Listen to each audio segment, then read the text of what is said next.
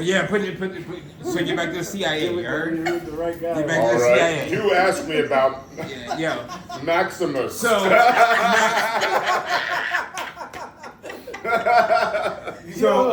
yeah, man. Yo, bless, one man. Outside with it. So in reflection to where we are, yeah, man. Pleasure. Club brother. That, no. Yeah, man. Step into the realm. Me? No. Nah. So, Sean, Yeah. What living you in got? Woodstock, Yes. how did you evolve into reggae and being cool with Max? Like, what was that evolution? Max is just an old wonderful soul and an old friend of mine, and I personally am a musician, and so I play all musics. Nice. So I'm a flute player. You play music. I play music. I just in fact played with the Dirty Dozen at the Blue Note. And nice. so Word. Max, I went to see Max downtown today, and I saw him and he was spinning, and he said, "Come on, man, I'm going to Coney Island." And Mace, like, how did you get involved with like sound playing, like sound music? Where it start?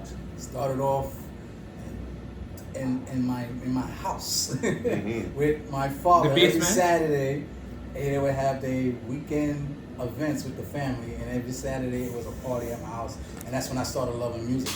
See, I love that's like a familial, like that line, Yeah. continuation. I love that. That's when I got introduced to music, to love music.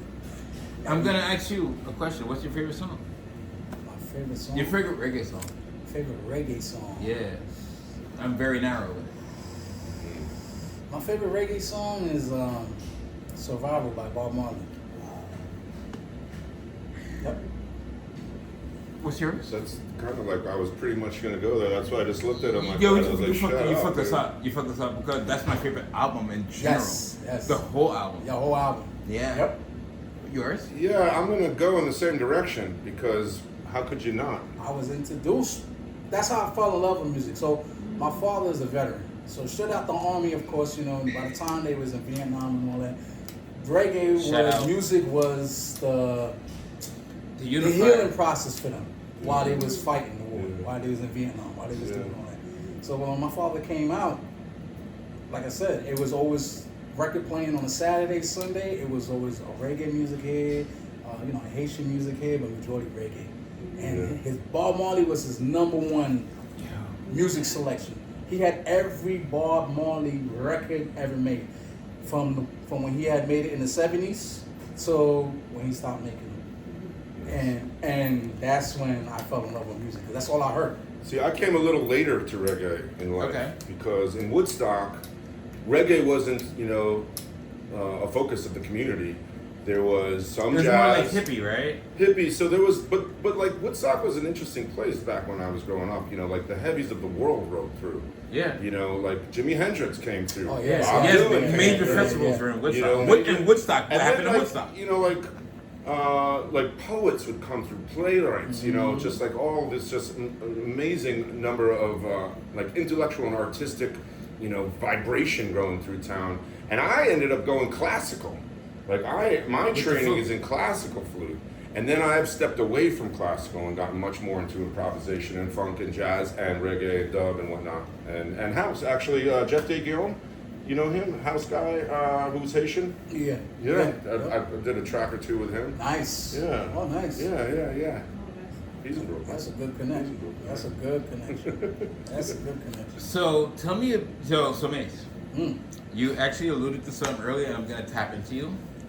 Can we talk about Caribbean Dome? Oh, man. Can we talk about Caribbean Dome? Can we talk about that club? Because I fell asleep in Caribbean Dome, lit, on the speaker in front of the DJ. Jeez. What's up? Let's talk about Caribbean Dome. I mean, How flat was that? that was fly. But when I was going to the clubs, growing up, it was more like joining all the local spots, like the Elks, Elk Plaza, Trinity Hall, BC.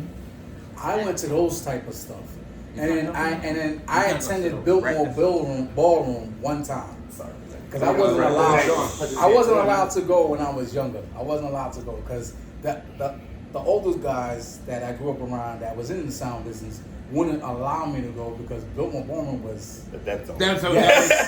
That was like, you're gonna That's die. all. You're gonna die, And- and we don't want to be responsible for you. And I started off playing music with my next door neighbor.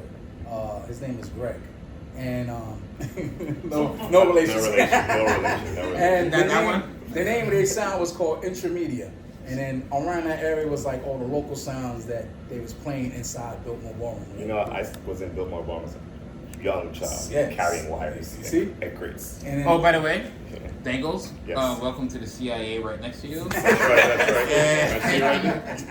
You know, And you I don't want to end up in Is an it that much? I mean, Ecuadorian. is it really like? I don't want to end up in Ecuadorian prison. Yo, do you have your identification, sir?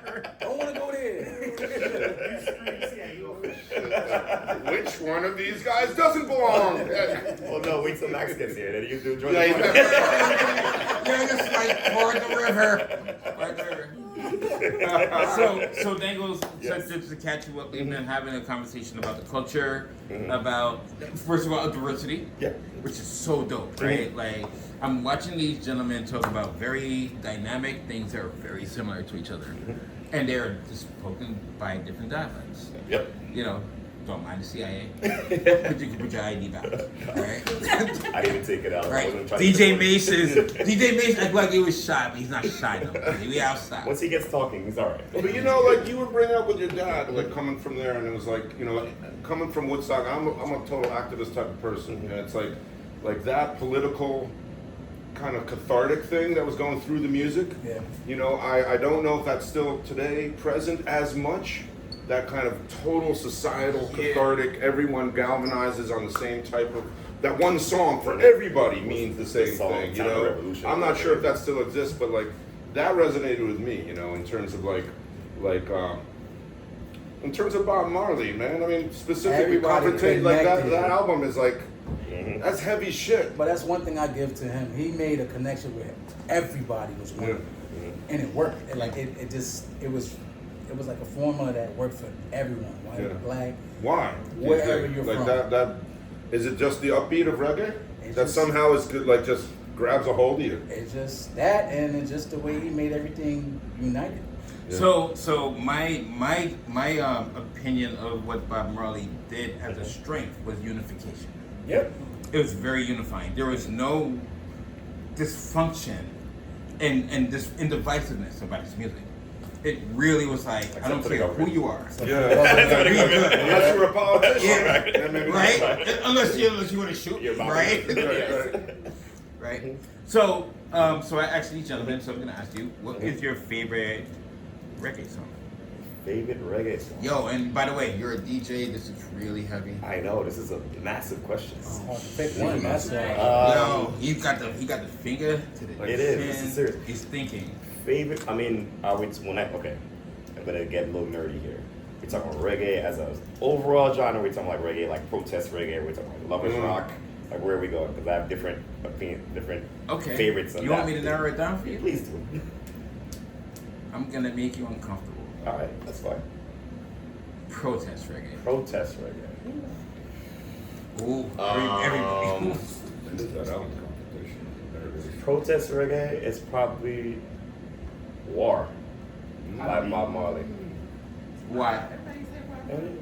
Because it's to this day it's relevant. Talking exactly. To this day. It's relevant to this day. Everywhere it's wild. Yeah. It's just the to this whole. day. It's just the whole. The My lyrics of God, that is it not song. more relevant today than ever And before? that's it, right. You know, like, It's more Yeah. relevant now by talking about the politician, everything. He's 100%. And we're aware that that's a Haile Selassie speech. Mhm. That's a Haile Selassie speech. You turn it into a song. Mhm. Yeah. All right. But I mean, obviously Rastafarianism. But you take that song, even the rhythm behind it, and it's the way he delivers it is just Speaks to this day. timeless. He's It's right. timeless music. He's right. And that's like what I'm gonna go to on a tirade now, very random. That's the problem with music today. It's not timeless. It's very rare to get timeless music right now. Things are just like it. Because it spans every age Mhm. round.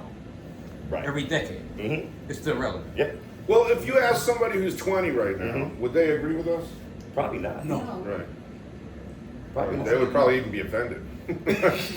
Like, Because they this hard. yeah. Let's be clear. But Like, for those who what is swing right now, what it's is not. protest? What is protest reggae to them right now? A 20-year-old would not None. have that reference. There's none. Unless they grew up in a house full of people who were listening to There it. you go. Protesting. Yeah. But 20-year-olds now are not following the politics and all that stuff. I don't know about that I actually. don't think so. I think Really? now more than ever, it's more in your face because of all of the different social media forms that they have. They're getting the news from TikTok. It's inundation. Yeah, Yeah. the ubiquity of this thing. Yeah. It's constant and like you can't escape. And the division, Yeah. as you were talking about, like this is the vehicle of Yeah. division rather than unity. Yeah. 100%. Which is so disappointing. You know? So my question to all three, and I'm gonna start with you, the CIA. Yes. Yeah. Yes. You know, he put the Asian Oh my voice. God, you know, a waiver or Yes. some shit. Where's your ID? Get it, get it. He's like, shit, I got mine. So when you have these opportunities to be in venues with people of different cultures, and you're starting to see the evolution of your pathway has been. I've been around everybody, right? Yeah. What does it feel like to be on this other side of it, and you're like, yo, To be like, within it. yeah, like what does it feel It's like to be within intoxicating, it? man, because you go to the furthest extent for me is to be on that stage in front of the crowd That's wild. and sharing and that exchange, that energy with an audience that's loving what you're doing and you're loving what you're doing for the audience. Man, that's for me. That's why I do what I do. And so to be, and as life goes on, I am getting more and more connected with cooler and cooler people, and like Facts. whether it's the Dirty Dozen or us right here, and to be accepted it's wonderful. It's affirming, and it feels great. And Great. nice. And So- also, wait, let me Oh, also go say ahead. this. Like, I like the fact that I represent diversity, which is the flip. It's a 180. I'm the diverse guy. I'm the guy, which You're is the like diverser. I'm the diverse. I am no longer the. That's a new word, by the way. The diverser. But You're the diverser. You heard? I take pride in it. It makes me, I love to contribute, to love and beauty, and especially what we're talking about, the constant division that's going on right now. I like to be part of the unity. The unity Oh, part. yeah.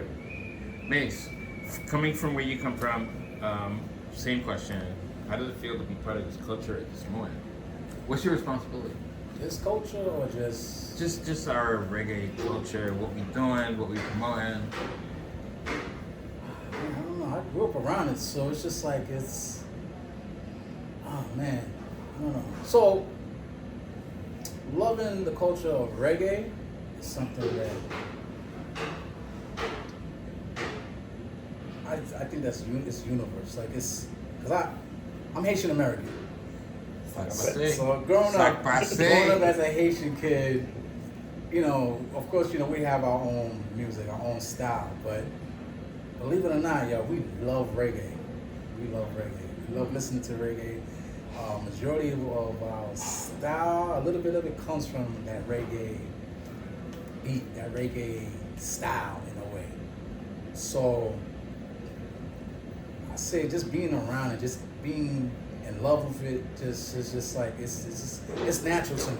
That's all I can say. It's just natural because I was born with it. It was just always around. It's in your soul. Yeah, it's in my soul. Like it's just embedded. I couldn't even really. I can't pinpoint it, but it's in me. That's love right Yeah, there. it's in me. Dangles, in conclusion, same question. How does this? Yeah. Let's close this out. Can you say it again? So, Repeat the question, please. are you supposed to answer? All right, bet. So, your feeling about impacting reggae, like where we at? Like, where do you stand on what your responsibility is for our culture? Responsibilities. Yeah. That's a big word, man. It's like 3 syllables in there, right? Responsibility. Oh, 4. It's a real heavy question. Yeah. I mean, of course, Jamaican kid growing up in Brooklyn, been around it. Been around sound and music my whole life, and the culture. My mom grew up with Red Fox and Screeching Ant. They took the train to go to school Oh, together. nice. Been hanging out with people since I was a kid, and I would have never seen my love for music.